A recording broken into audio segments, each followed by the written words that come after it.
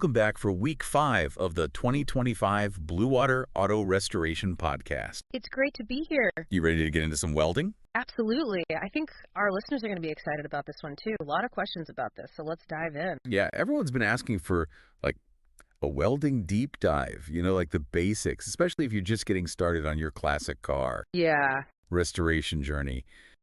So today, I think we're going to try to break down like the different types of welding. Perfect. Focusing on the ones that are probably the most relevant to our listeners. Yeah, What absolutely. do you think? So when we talk about the different types of welding, I mean, we have, I guess, the 4 main players, right? Mhm. We have stick, which is also called ARC. Okay. We have MIG, we have gas or oxyacetylene welding, and then we have TIG. Now, all of these can be used on a car, but some are more beginner friendly than others. Right. But all will do the trick when it comes to working on chassis or bodywork. Okay. So which ones would you say are the easiest, like for someone just starting out? Yeah, so for cost and ease of use, ARC and MIG welding are probably at the top of that list. Okay. They're also versatile enough to handle most of the needs you would run into. Okay. So ARC and MIG, I've heard those like thrown around. Yes. But I'm a little, I don't know. Yeah. I don't know the details. So can we break those down like one by one? Sure. And maybe start with ARC welding because I get the feeling that that's been around for a while.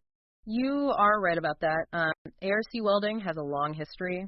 It was even used in shipbuilding Wow. back in the day. So it's been the go-to for the DIY restorer before MIG welding became more accessible and affordable. Wow. Shipbuilding. That's serious stuff. Yeah.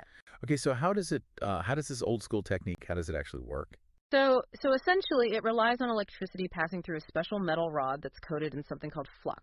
Okay. And that creates an electric arc that generates enough heat to melt and join the metal pieces together. And it's also known for being really resilient, especially in harsh outdoor conditions. Flux, that rings a bell. That's like a protective shield for the weld, right? Exactly. Yeah, it prevents contamination and it helps create a smoother finish. Okay. But I have to say, ARC welding can get a bit messy. There can be a lot more splatter compared to other methods. So, you might find yourself doing some extra grinding and cleanup after you finish. Okay. So maybe not the best choice for those pristine show car welds. Probably not. But it's definitely a workhorse. It's going to tackle those thicker metals or those really stubborn rusty bits that you find on classic cars. Like if you need to patch up a heavily corroded chassis, Okay. That's when ARC welding is your go-to in those situations. Okay, got it. So ARC welding, it's like the tough guy of the welding world. Right. Ready for a challenge. Yeah. Now let's talk about its, I guess, more modern cousin, MIG welding. Yeah. Seems like everyone's using MIG these days. It definitely has gained a lot of popularity, especially among beginners. So it's similar to ARC welding in that it uses an electric arc, but instead of a single rod, it uses a continuously fed wire, which is also coated in flux. And this allows for much smoother, cleaner welds. Okay. That continuous wire sounds pretty convenient. What about the MIG part? Does that stand for something? It does. It stands for metal inert gas. Okay. Which refers to the shielding gas that's used in MIG welding. Okay. And so typically, this is a mix of argon and carbon dioxide. And the gas helps to protect the weld from atmospheric contamination, which ultimately results in a much cleaner, stronger result. So it's like having a little mini protective atmosphere. Exactly. Like right around the weld. Right around the weld, exactly. And it makes a huge difference in the final appearance. Okay. A MIG weld, especially on sheet metal, can look incredibly smooth, almost factory-like. And plus the process is generally considered easier to learn than ARC welding. Okay, this is starting to sound like the perfect option for a newbie like myself. Yeah. But you mentioned gas. Is it possible to do MIG welding without the gas? You can. There are special flux cord wires that are designed for what we call gasless MIG welding. So it does offer some flexibility, especially if you're working on a smaller project. Right. Or maybe you don't have easy access to gas canisters. Yeah. But the gas shielded method generally produces superior results. But it can be done. Interesting. So there's always like a trade-off there. Yeah. Speaking of gas, I know there's also like a welding technique called gas welding. Yeah. Is that that's something that our listeners should be aware of? So gas welding is also known as oxyacetylene welding. It's unique because it doesn't rely on electricity at all. Oh, okay. It uses a mix of oxygen and acetylene to create an intensely hot flame that can melt metal. Okay. So that makes it ideal for situations where, maybe you don't have access to power. Like, let's say you're working on a project out in the field or something. Right. So it's the go-to for like off-grid welding adventures. You could say that. Yeah, you could say that. It's also very versatile. You can use it for cutting, heating, shaping metal, in addition to actually joining the pieces. But it does require extra caution because you're dealing with an open flame. Yeah. But safety is paramount. You definitely need a good understanding of the technique. You want to have proper safety procedures in place because there's a lot that can go wrong if it's not handled correctly. Okay, so gas welding, good for like off-grid projects, handle with like extreme care. Now, there's one more type of welding we haven't touched on. Yep. And that's TIG welding. I've heard it's like the most precise and challenging method. Yeah.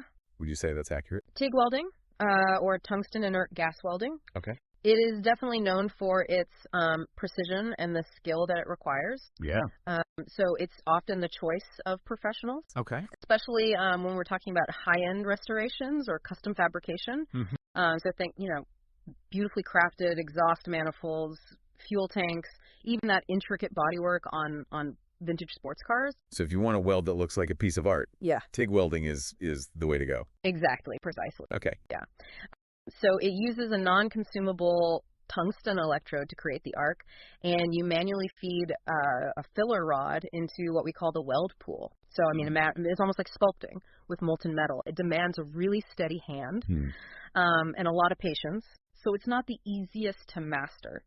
But the results can be truly stunning, especially on aluminum or stainless steel. Okay. Which are common materials in classic car restoration. Got it. So it sounds like TIG welding requires like a whole different level of, finesse.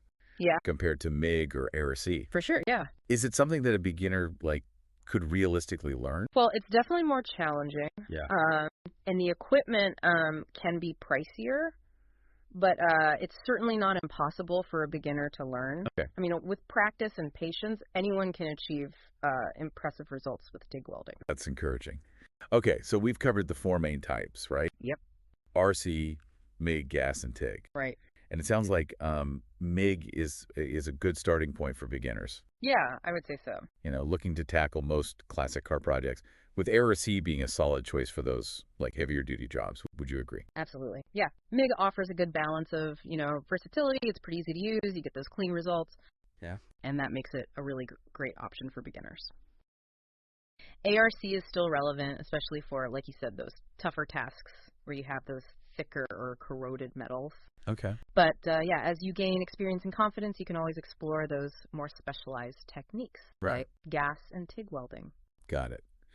Well, this has been a fantastic overview of, I guess, the welding landscape. Yeah. Now that we have a better understanding of the different types, I'm curious to dive a little deeper into, some specific techniques and tips that are especially helpful for beginners. Absolutely. Should we focus on MIG and ARC welding for now? Yeah, let's do it. Just given their beginner friendliness. Let's dive into the practical side of MIG and ARC welding and equip our listeners with the knowledge to go out there and confidently tackle their first welding project. Love it. I'm all ears. Let's get those sparks flying, metaphorically speaking, of course. Yeah.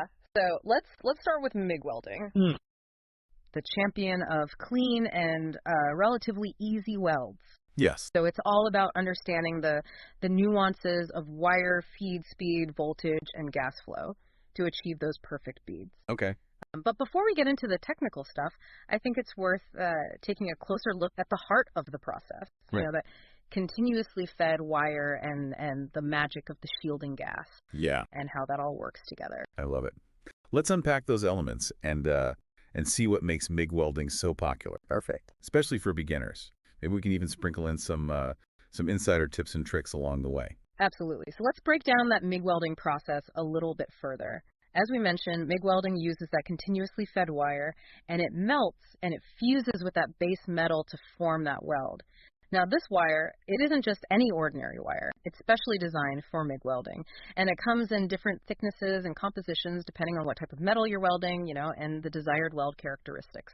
So, like, choosing the right wire is pretty crucial for a successful MIG weld. Oh, absolutely. Yeah, using the wrong type of wire can lead to weak welds, too much splatter, or even porosity, which are essentially tiny little holes in the weld.